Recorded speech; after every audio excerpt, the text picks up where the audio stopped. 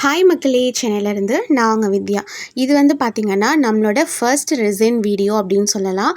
நிறையா வந்து வீடியோஸ் போட்டிருக்கேன், கீச்செயின் வீடியோஸ் போட்டிருக்கேன். பட் நம்ம வந்து ஃபுல்லாக எக்ஸ்பிளைன் பண்ணி அதை பற்றி பேசி போகிற ஃபஸ்ட் வீடியோ இது தான். ஸோ ஃபுல்லாக வந்து பாருங்கள், உங்களுக்கு தேவைப்படுற இன்ஃபர்மேஷன்ஸ் இந்த வீடியோவில் இருக்கலாம். ஸோ ஃபஸ்ட் வந்து பார்த்திங்கன்னா இது எனக்கு வந்து கஸ்டமைசேஷன் வந்து அவங்க ஃபுல்லாக பண்ணி கொடுத்துருந்த ஒரு ஆர்டரு. அவங்க வந்து ஒரு பொண்ணு காலேஜ் படிக்கிற ஒரு ஸ்டூடெண்ட் வந்துட்டு அவங்களோட அப்பாவுக்கு ரிட்டையர்மெண்ட் ஃபங்க்ஷன், அதுக்கு கிஃப்ட் கொடுக்கறதுக்காக அவங்க வந்து கேட்டிருந்தாங்க. ஸோ இந்த ஃபோட்டோஸ் எல்லாமே அவங்க எனக்கு சென்ட் பண்ணிவிட்டு இந்த மாதிரி வந்து ஃப்ரேம் சைஸ் 8 இன்ச் ஃப்ரேம் இது. ஸோ இந்த மாதிரி ஃப்ரேம், இந்த மாதிரி எட்ஜில் வேவ்ஸ் வந்து வந்திருக்கணும்.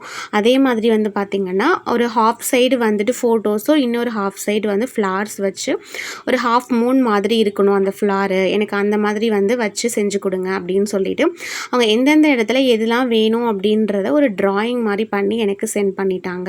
ஸோ இதில் வந்து பார்த்திங்கன்னா ஃபர்ஸ்ட்டு நான் பேஸ் வந்து கொடுத்துட்டேன். இந்த கலருமே எனக்கு வந்து இந்த கலர் வேணும் அப்படிங்கிறத அவங்க தான் சொல்லியிருந்தாங்க. ஸோ பேஸில் வந்து பார்த்திங்க அப்படின்னா பேபி பிங்க் கலர் வந்து கொடுத்துருந்தோம். அவங்க வந்துட்டு ஃபஸ்ட் கோல்டு கலர் வந்து கேட்டிருந்தாங்க வேர்டிங்ஸு. ஸோ கோல்டு கலர் வந்து நாங்கள் கொடுத்து பார்க்கும்போது எங்களுக்கு அந்தளவுக்கு பளிச்சுன்னு தெரியலை. நாங்கள் சொல்லியிருந்தோம், பட் நார்மலாக நம்ம இந்த ஸ்டிக்கர்ஸில் போடும்போது இது பளிச்சுன்னு நமக்கு தெரியாது.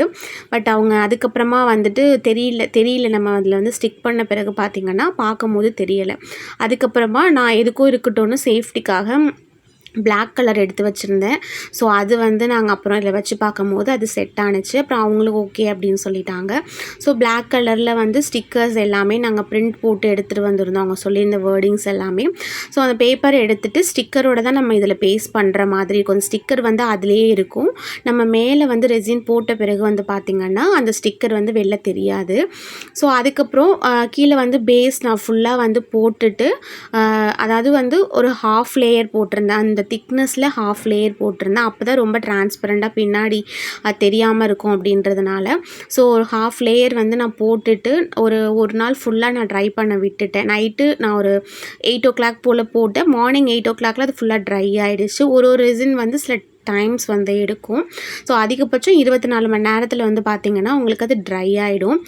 ஸோ அதுக்கப்புறமா ட்ரை ஆன பிறகு நான் ஃபோட்டோஸ் எல்லாமே ப்ளேஸ் பண்ணேன். ட்ரை ஆகாமல் நம்ம பண்ணோன்னா என்ன ஆகும் அப்படின்றதையும் சொல்கிறேன்.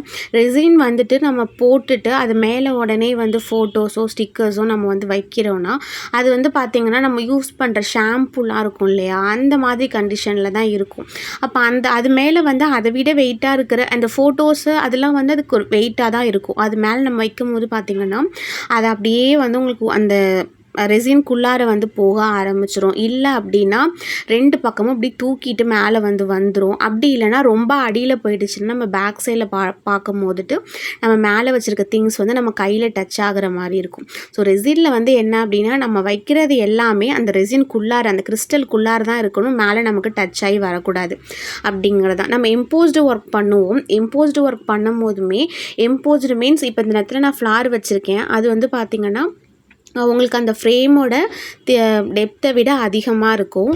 ஆனால் நம்ம அதுக்கு மேலே என்ன பண்ணணும் அப்படின்னு பார்த்திங்கன்னா நம்ம ரெசினை வந்து ஃபுல்லாக போட்டுருணும். நம்ம எந்த பொருள் நம்ம கொடுத்துருக்க டெப்த்தை விட அதிகமாக வச்சாலும் அது மேலே ரெசினை வந்து ஒரு கோட்டிங் கொடுத்துட்டோம் அப்படின்னா ரெசின் அது மேலே டச் ஆகிருக்கணும். அவ்வளோதான் நமக்கு கான்செப்ட்டு. ஸோ இதில் வந்து பார்த்திங்கன்னா அந்த எம்போஸ்டு ஒர்க்கில் வந்து நான் கொடுத்துருக்கிறதுக்கு மேலேயும் ஃபுல்லாகவே வந்துட்டு ரெசின் வந்து கொடுத்துட்டேன். ஸோ அதனால தான் வந்து பார்த்திங்கன்னா நீங்கள் எப்போதுமே பண்ணும் போதுட்டு ஃபுல்லாக அதை ட்ரை விட்டுட்டு அப்புறம் பேஸ்ட் பண்ணுங்கள். நம்ம அலைன்மெண்ட் வந்து பண்ணிலாம் பார்த்து நம்ம வந்து ஃபிக்ஸ் பண்ணுறதுக்கு நமக்கு அதுதான் ஈஸியாக இருக்கும்.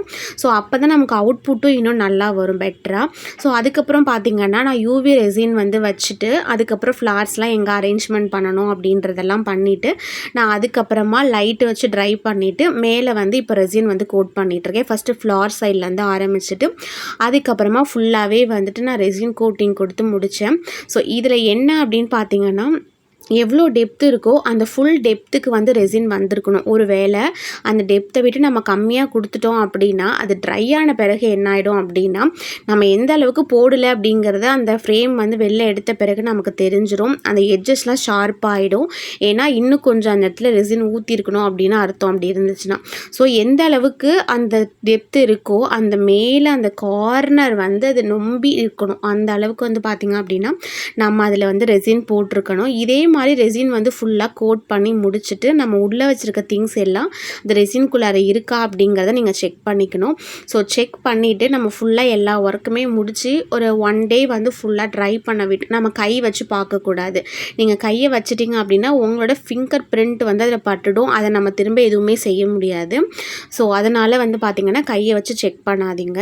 ஸோ இந்த மாதிரி வந்து பார்த்திங்கன்னா ஃபுல்லாக போட்டு முடிச்சுட்டு ஒரு 1 டே ஃபுல்லாக நான் ட்ரை பண்ண விட்டு எடுத்து பார்த்தேன். எனக்கு சூப்பராக ட்ரை ஆகி வந்திருந்தது. ஆக்சுவலாக 24 ஹவர்ஸ்க்கு முன்னாடியே நல்லா அது ட்ரை ஆகி முடிச்சுட்டு ஸோ நான் ரீமோல்டு பண்ணதை எடுத்திருந்தேன். பட் அந்த வீடியோ மிஸ் ஆகிடுச்சு. ஸோ நெக்ஸ்ட் வீடியோவில் கண்டிப்பாக வேறு ஒரு ஆர்டர் வந்துச்சு அப்படின்னா நான் அதை வந்து உங்களுக்கு நான் இதில் அட்டாச் பண்ணி கொடுக்குறேன். வீடியோ பிடிச்சிருந்தா லைக் பண்ணி சப்போர்ட் பண்ணுங்கள். ஏதாச்சும் டவுட் இருக்குன்னா கமெண்ட்டில் சொல்லுங்கள். தேங்க்யூ.